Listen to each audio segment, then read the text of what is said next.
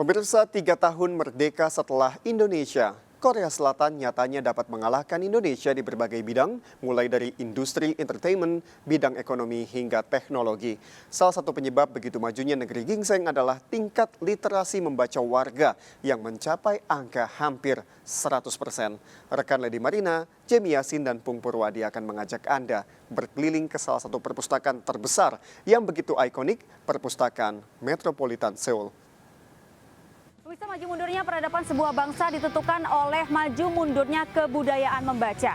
Sebutlah Korea Selatan yang lebih muda secara usia dibandingkan dengan Indonesia, namun mampu mengalahkan Indonesia di berbagai aspek dan juga bidang. Salah satu penyebabnya adalah tingkat literasi mereka yang begitu tinggi, bahkan mencapai angka hampir 100%.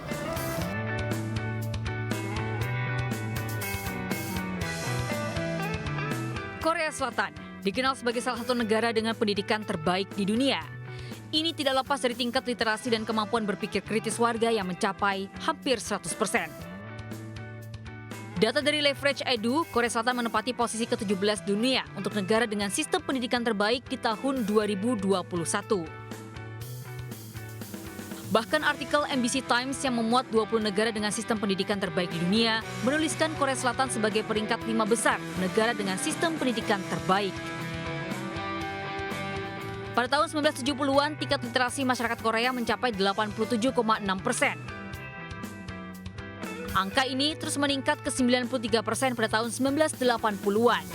Dan kini Korea Selatan memiliki tingkat literasi mencapai hampir 100%.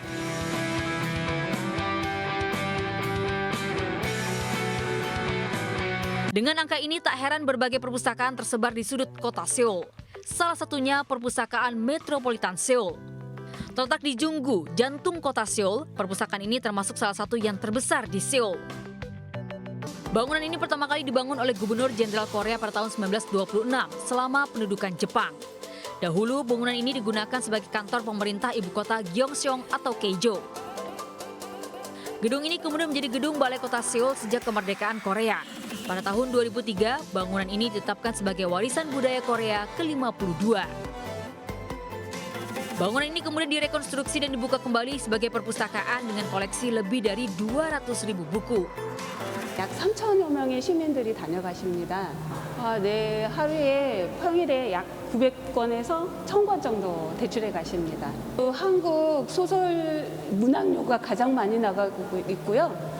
사회과학료도 상당히 많이 나가고. Di lantai 1 dan 2, perpustakaan ini berisikan ribuan buku berbagai genre. Selain buku berbahasa Korea, perpustakaan ini juga memfasilitasi wisatawan mancanegara dengan buku berbahasa asing. Tak hanya itu, perpustakaan ini juga menyediakan buku dengan huruf braille dan buku dalam bentuk digital. Menariknya, gedung perpustakaan ini begitu ikonik dengan jam digital besar yang dipasang pada tahun 1975 dan kemudian diganti menjadi jam analog oleh Lee Myung-bak, wali kota Seoul kala itu. Dan bisa membaca adalah jendela dunia. Dengan banyak membaca, maka wawasan kita akan bertambah dan akan membuat kita mengetahui atau memahami banyak hal di dunia. Sayangnya, berdasarkan penelitian terkait World Literacy yang diadakan oleh Routledge di tahun 2016 menyatakan bahwa Indonesia berada di urutan ke-60 atau literasi terendah dari 61 negara yang diteliti. Mari kita biasakan membaca untuk menambah pengetahuan dan juga wawasan kita. Jadi gimana? Sudah membaca belum hari ini? Dari Seoul, Korea Selatan, Lady Marina, Jamie Yasin, dan Pung Purwadi melaporkan.